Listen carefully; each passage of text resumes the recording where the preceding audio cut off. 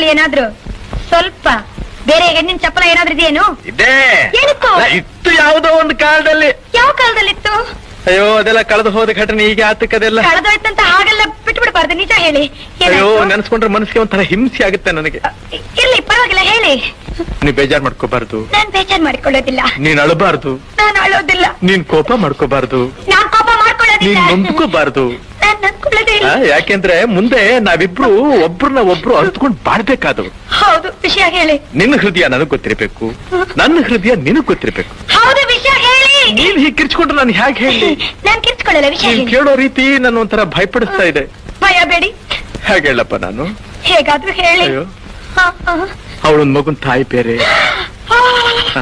ಒಂದು ಮಗು ತಾಯ ಅವಳು. ಇವತ್ತಿಗೂ ನಾನಿಲ್ಲಿ ಕೂತಿರ್ಲಿ, ನಾನಿಲ್ಲಿ ನಿಂತಿರ್ಲಿ, ಕಣ್ಣು ಮುಚ್ಚಿದ್ರು ಕಣ್ಣು ಬಿಟ್ಟಿದ್ರು ಅವಳದೇ ಧ್ಯಾನ.